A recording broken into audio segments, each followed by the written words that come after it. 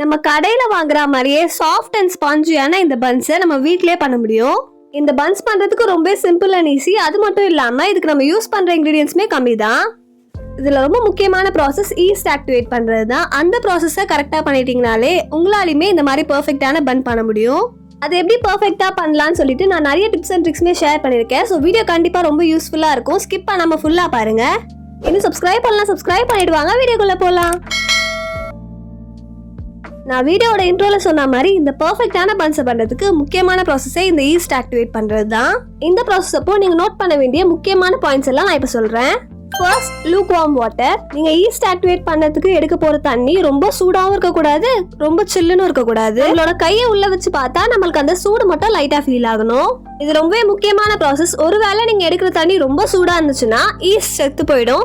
இல்ல அப்படின்னா கோல்டா இருந்துச்சுன்னா ஈஸ்ட் ஆக்டிவேட் ஆகி கிடைக்காது. அதனால நீங்க எடுக்க போற தண்ணி லூக் வார்ம் வாட்டரா பார்த்து எடுத்துக்கோங்க.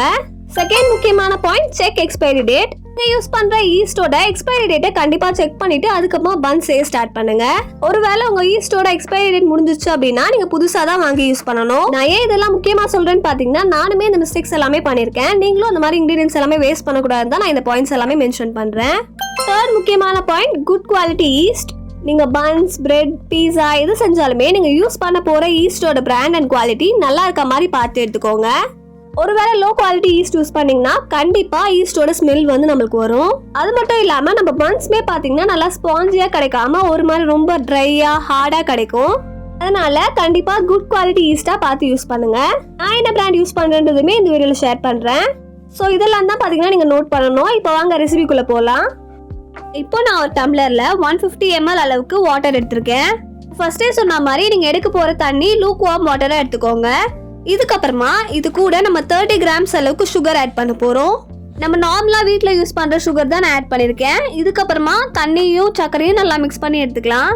இப்போ இதுக்கப்புறமா இது கூட நம்ம ஈஸ்ட் ஆட் பண்ண போறோம். நான் இன்னைக்கு காமாட்சி பிராண்டோட இன்ஸ்டன்ட் ரைஸ் தான் யூஸ் பண்ணிருக்கேன். இந்த பிராண்டோட ஈஸ்ட் பார்த்தீங்கன்னா குவாலிட்டியுமே நல்லா இருக்கும். அது மட்டும் இல்லாமல் அஃபோர்டபுளான ப்ரைஸ்லையுமே கிடைக்கும். நம்ம ஈஸ்ட் வந்து 1/2 டேபிள் ஸ்பூன் ஆட் பண்ண போகிறோம். கண்டிப்பாக நான் சொன்ன எல்லா இன்க்ரீடியன்ஸுமே நான் சொன்ன அளவுலேயே ஆட் பண்ணி பாருங்கள். அப்போ தான் பர்ஃபெக்டான பன்ஸ் கிடைக்கும். இப்போ ஈஸ்ட்மே ஆட் பண்ணிவிட்டு சும்மா ஸ்பூன் யூஸ் பண்ணி நான் மிக்ஸ் பண்ணி விட்டுக்கிறேன். இதுக்கு நீங்கள் விஸ்க்லாம் யூஸ் பண்ணணும்னு தேவையில்லை. சும்மா ஸ்பூன் யூஸ் பண்ணி இந்த மாதிரி மிக்ஸ் பண்ணி விட்டிங்கனாலே போதும். இப்போ ஈஸ்ட் ஆட் பண்ணி மிக்ஸ் பண்ணதுக்கு அப்புறமா இது ஒரு 5 மினிட்ஸ் ரெஸ்ட் விட்டுருங்க. 5 மினிட்ஸ்க்கு அப்புறமா நம்ம ஈஸ்ட் இந்த மாதிரி நல்லா ஆக்டிவேட் ஆகி கிடைக்கும். சப்போஸ் உங்க ஈஸ்ட் இந்த மாதிரி ஆக்டிவேட் ஆகி கிடைக்கல அப்படின்னா எக்ஸ்பைரி டேட் செக் பண்ணி பாருங்க. கண்டிப்பா நான் காட்டின அளவுக்கு நல்லா ஆக்டிவேட் ஆகி கிடைக்கணும்.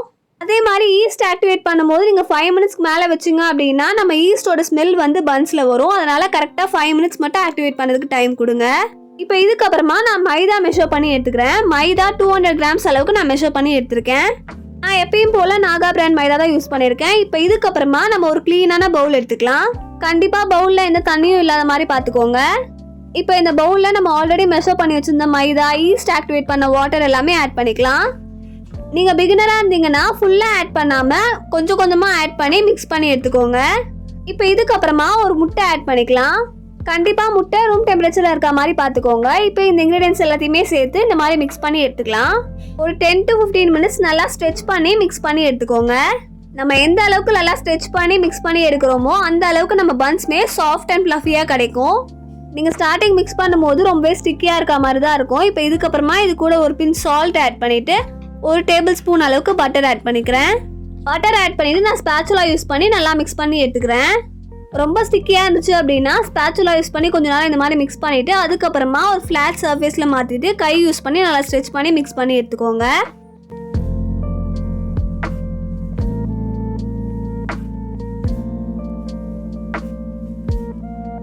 இதுக்கப்புறமா இந்த மாதிரி ஃப்ளாட்டான சர்ஃபேஸ்க்கு மாவை மாற்றிட்டு நல்லா ஸ்ட்ரெச் பண்ணி கையில் ஒட்டாத அளவுக்கு நல்லா மிக்ஸ் பண்ணி எடுத்துக்கோங்க. ஒரு 10 மினிட்ஸ் நல்லா மிக்ஸ் பண்ணி எடுத்தீங்க அப்படின்னா நம்ம மாவு இந்த அளவுக்கு கையில் ஒட்டாம நல்லா ஃப்ளஃபியாகவும் சாஃப்டாகவும் மிக்ஸ் ஆகி கிடைக்கும். இன்னும் ஒரு 5 மினிட்ஸ் நான் இந்த மாவை நல்லா இந்த மாதிரி மிக்ஸ் பண்ணி எடுத்துக்கிறேன்.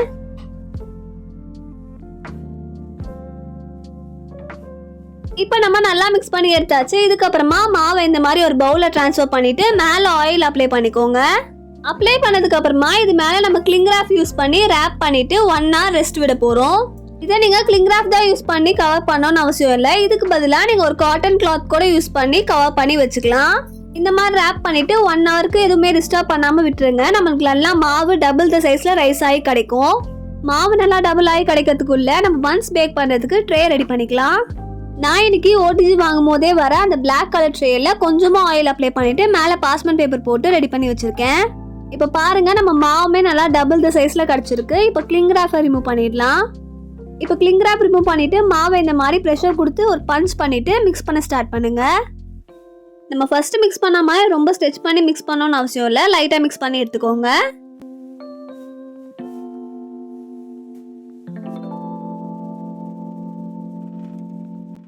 இப்போ மிக்ஸ் பண்ண மாவை ஒரு ஃப்ளாட்டான சர்ஃபேஸ்க்கு இந்த மாதிரி மாற்றிக்கோங்க.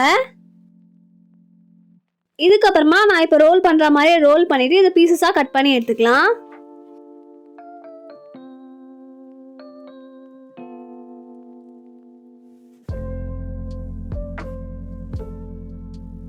இப்போ இந்த மாதிரி ரோல் பண்ணதுக்கு அப்புறமா நான் ஒரு பிளாஸ்டிக் ஸ்க்ரேப்பர் யூஸ் பண்ணி இந்த மாதிரி பீசஸாக கட் பண்ணி எடுத்துக்கிறேன். நீங்கள் நார்மலாக ப்ரௌனிஸ் கட் பண்ணுற அந்த ஸ்க்ரேப்பர் யூஸ் பண்ணியே கட் பண்ணி எடுத்துக்கலாம். பீசஸை முடிஞ்ச அளவுக்கு ஈக்குவல் சைஸ்லேயும் ஷேப்லேயும் இருக்க மாதிரி போட்டுக்கோங்க. அப்போ தான் நம்ம பன்ஸுமே கரெக்டான ஷேப்பில் கிடைக்கும். நீங்கள் பிகினராக இருந்தீங்கன்னா கண்டிப்பாக பன்ஸ் எல்லாமே ஒரே ஷேப்பில் வரதுக்கு இந்த ட்ரிக் ஃபாலோ பண்ணுங்கள். பன்ஸ் எல்லாமே ஈக்குவல் சைஸ் அண்ட் ஷேப்பில் கிடைக்கணும் அப்படின்னா ரோல் பண்ணுறதுக்கு முன்னாடி இந்த மாதிரி மெஷரிங் ஸ்கேல் யூஸ் பண்ணி மெஷர் பண்ணி எடுத்துக்கோங்க. உங்கள் பன்ஸோட சைஸ்க்கு ஏற்ற மாதிரி நீங்கள் எவ்வளோ வேணுமோ மெஷர் பண்ணி எடுத்துக்கலாம். நான் ஒரு பன்னை 50 கிராம் அளவுக்கு வெயிட் இருக்க மாதிரி குவான்டிட்டியில் மெஷர் பண்ணி எடுத்துருக்கேன். இப்போ இதுக்கப்புறமா நம்ம இந்த மாதிரி ரோல் பண்ணிவிட்டு நான் இப்போ ப்ரெஸ் பண்ணுற மாதிரியே ப்ரெஸ் பண்ணிக்கோங்க. இந்த பன்ஸ் வந்து நம்ம பண்ணும் போதே அவ்வளோ சாஃப்டாக இருக்கும், பண்ணுறதுக்குமே ரொம்ப ஜாலியாக இருக்கும். இப்போ இந்த மாதிரி ஷேப் பண்ணதுக்கப்புறமா வெளியே இருக்க சைட்ஸ் எல்லாமே நான் எப்படி உள்ளே ஃபோல்ட் பண்ணி விடுறனோ அந்த மாதிரி ஃபோல்ட் பண்ணி விட்டுக்கோங்க. இந்த மாதிரி ஃபோல்ட் பண்ணும்போது நடுவில் எந்த கேப்புமே இல்லாமல் பார்த்துக்கோங்க. அப்போ தான் நம்ம பன்ஸ் வந்து கிராக் ஆகாமல் கிடைக்கும். இப்போ எதாதையுமே நல்லா ஃபோல்ட் பண்ணதுக்கப்புறமா எல்லாத்தையும் ஒன்று சேர்த்து நான் இப்போ பண்ணுற மாதிரியே பண்ணிக்கோங்க.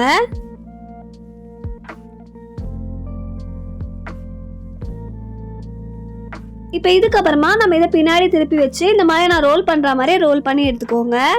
இப்போ நான் ஸ்க்ரீனில் காட்டுற மாதிரியே கையை வச்சுட்டு பன்ஸை இந்த மாதிரி நான் ரோல் பண்ணுற மாதிரி ரோல் பண்ணி எடுத்துக்கோங்க. நீங்கள் இந்த மாதிரி ரோல் பண்ணும்போது எந்த ப்ரெஷருமே கொடுக்கணும்னு தேவையில்லை. சும்மா நீங்கள் ரோல் பண்ணிங்கனாவே இந்த மாதிரி கரெக்டான ஷேப்க்கு கிடைக்கும். உங்களுக்கு பார்க்கறதுக்கு கொஞ்சம் கஷ்டமாக இருக்கும், பட் ஒன்ஸ் ட்ரை பண்ணிங்க அப்படின்னா உங்களுக்குமே இந்த மாதிரி பர்ஃபெக்டாக கிடைக்கும். இப்போ நம்ம ரோல் பண்ண பண்ண நம்ம ஆல்ரெடி பாஸ்மெண்ட் பேப்பர் போட்டு வச்சுருந்த ட்ரேயில் வச்சுக்கலாம். இப்போ இதே மாதிரியே நம்ம எல்லா பன்ஸுமே ரெடி பண்ணி எடுத்துக்கலாம். நான் திரும்பவும் உங்களுக்கு கிளியராக காட்டுறேன் பாருங்கள். இந்த மாதிரி ஃபர்ஸ்ட் ஃப்ளாட் பண்ணிவிட்டு சைட்ஸில் இருக்க எல்லாத்தையுமே இந்த மாதிரி உள்ள சென்டரில் இந்த மாதிரி ப்ரெஸ் பண்ணி எடுத்துக்கோங்க. இந்த மாதிரி உள்ள ப்ரெஸ் பண்ணும்போது எந்த கேப்மே இல்லாமல் பார்த்துக்கோங்க. இப்போ எல்லாத்தையுமே ஒன்றா ப்ரெஸ் பண்ணதுக்கப்புறமா இது எல்லாத்தையுமே நான் ப்ரெஸ் பண்ணுற மாதிரி ஒன்றா ப்ரெஸ் பண்ணி எடுத்துக்கலாம். இதுக்கப்புறமா இது அப்படியே வந்து பின்னாடி டேர்ன் பண்ணிக்க போகிறோம். டேர்ன் பண்ணிவிட்டு நான் ரோல் பண்ணுற மாதிரி ரோல் பண்ணி எடுத்துக்கோங்க. நான் ஃபஸ்ட்டே சொன்ன மாதிரி ப்ரெஷர்லாம் போடணும்னு அவசியம் இல்லை. சும்மா வச்சு ரோல் பண்ணிங்க அப்படின்னாலே நம்மளுக்கு பர்ஃபெக்டாக இந்த மாதிரி ரவுண்ட் ஷேப்பில் கிடைக்கும். இப்போ இந்த மாதிரி ரோல் பண்ணதுக்கப்புறமா நம்ம பாஸ்மெண்ட் பேப்பர் போட்டு வச்சுக்க ட்ரேயில் இதை அப்படியே ப்ளேஸ் பண்ணிக்கலாம். நீங்கள் கண்டிப்பாக ஒரு பிகினராக இருந்தால் கூட இந்த ரெசிபி ட்ரை பண்ணி பார்க்கலாம். உங்களுக்குமே பர்ஃபெக்டான ரிசல்ட் கிடைக்கும். நான் சொன்ன டிப்ஸ் அண்ட் ட்ரிக்ஸ் எல்லாமே நீங்கள் கண்டிப்பாக ஃபாலோ பண்ணிங்கன்னா ஃபர்ஸ்ட் டைமே உங்களுக்கு பர்ஃபெக்டான ரிசல்ட் கிடைக்கும். நான் ஃபஸ்ட்டே சொன்ன மாதிரி இந்த பன் செய்யறதுல முக்கியமான ப்ராசஸே ஈஸ்ட் ஆக்டிவேட் பண்ணுறது தான். கண்டிப்பாக அந்த ப்ராசஸை கரெக்டாக பண்ணுங்கள். நெக்ஸ்ட் முக்கியமான ப்ராசஸ் தான் பார்த்தீங்கன்னா இந்த மாதிரி பன்ஸை ஷேப் பண்ணுறது. இது ரெண்டுமே நீங்கள் கரெக்டாக பண்ணிட்டீங்கனாலே உங்கள் பன்ஸ் பர்ஃபெக்டாக கிடைக்கும். இப்போ இதே மாதிரியே எல்லா பன்ஸுமே நம்ம ஷேப் பண்ணி எடுத்துக்கலாம். இந்த மாதிரி உங்களுக்கு வேறு ஏதாச்சும் டவுட் இருந்தாலோ இல்லை ரெசிபிஸ் ஏதாச்சும் தேவைப்பட்டாலோ கண்டிப்பாக கமெண்ட் செக்ஷனில் சொல்லுங்கள். நான் அதுக்குமே வீடியோ அப்லோட் பண்ணுறேன். நீங்கள் இப்போ தான் ஹோம் பேக்கிங் எல்லாமே ஸ்டார்ட் பண்ணியிருக்கீங்க இல்லை ப்ரௌனி பிஸ்னஸ் ஸ்டார்ட் பண்ணியிருக்கீங்கன்னா கண்டிப்பாக நான் ரீசெண்டாக அப்லோட் பண்ணியிருக்க லாங் வீடியோ செக் பண்ணி பாருங்கள். அது ரொம்ப யூஸ்ஃபுல்லாக இருக்கும். அந்த வீடியோட லிங்க்ஸ் எல்லாமே நான் டிஸ்கிரிப்ஷனில் கொடுக்குறேன், செக் பண்ணி பாருங்கள்.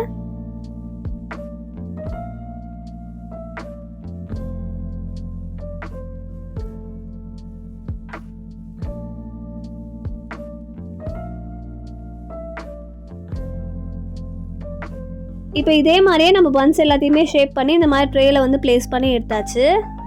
இப்போ இதுக்கப்புறமா இந்த பன்ஸ் மேலே நம்ம கிளிங்ராஃப் பண்ணிவிட்டு ஒரு 40 மினிட்ஸ் கிட்ட செகண்ட் ப்ரூஃபிங் விட போகிறோம். கிளிங்ராஃப் பண்ணிவிட்டு ஒரு 40 மினிட்ஸ் கிட்ட அப்படியே பார்த்தீங்கன்னா டிஸ்டர்ப் பண்ணாமல் விட்டுருங்க. திரும்பவும் நம்ம பன்ஸ் எல்லாமே டபுள் த சைஸில் ரைஸ் ஆகி கிடைக்கும்.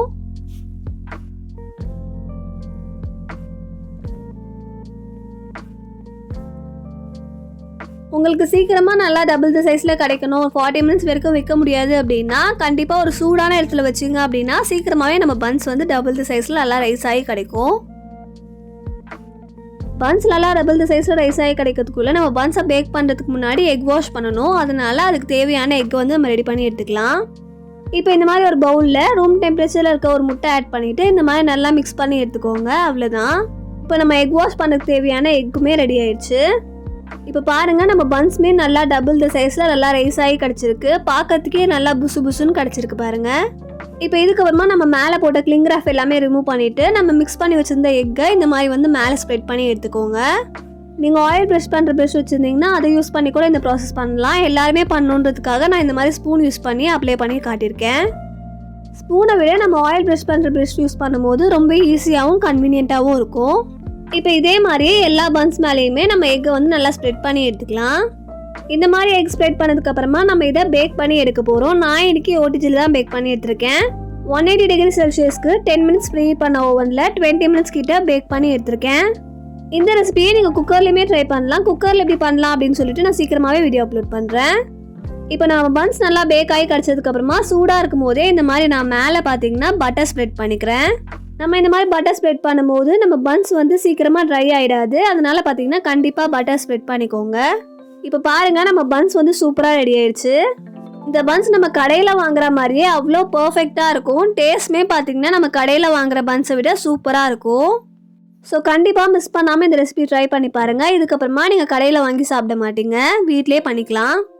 இப்போ நான் உள்ளே கட் பண்ணி காட்டுறேன் பாருங்கள், எவ்வளோ பர்ஃபெக்டாக பேக் ஆகி கிடச்சிருக்கு அப்படின்னு. நான் சொன்ன டிப்ஸ் அண்ட் ட்ரிக்ஸ் எல்லாமே ஃபாலோ பண்ணிங்கன்னா கண்டிப்பாக உங்களாலையுமே இந்த மாதிரி பர்ஃபெக்டான பன்ஸ் பண்ண முடியும். இதுக்கு மேலே எப்பயும் போல் நீங்கள் நுட்டெல்லா, ஜாம் எது வேணாலுமே ஸ்ப்ரெட் பண்ணி சாப்பிட்லாம். டேஸ்ட் ரொம்ப சூப்பராக இருக்கும். ஸோ அவ்வளோதான், இதெல்லாம் தான் நான் இந்த வீடியோவில் ஷேர் பண்ணணும்னு நினச்சேன். கண்டிப்பாக இந்த வீடியோ உங்களுக்கு யூஸ்ஃபுல்லாக இருக்கும்னு நினைக்கிறேன். யூஸ்ஃபுல்லாக இருந்துச்சு அப்படின்னா கண்டிப்பாக லைக் பண்ணிவிட்டு இந்த வீடியோவை உங்கள் பேக்கப் ஃப்ரெண்டுக்கு ஷேர் பண்ணுங்கள். இந்த மாதிரி நெக்ஸ்ட் உங்களுக்கு வேறு என்ன வீடியோ வேணும் அப்படின்றதுமே கண்டிப்பாக மறக்காமல் கமெண்ட் செக்ஷனில் சொல்லுங்கள். இன்னும் சப்ஸ்கிரைப் பண்ணாமல் வீடியோ பார்த்துருக்கீங்கன்னா சப்ஸ்கிரைப் பண்ணிக்கோங்க. பக்கத்தில் இருக்க பெல் பட்டனை கிளிக் பண்ணுங்கள். அப்போ தான் நான் நெக்ஸ்ட் வீடியோ போடும்போது உங்களுக்கு நோட்டிஃபிகேஷன் வரும். ஸோ அவ்வளோதான், நெக்ஸ்ட் வீடியோவில் பார்க்கலாம். டாடா, பாய் பாய்.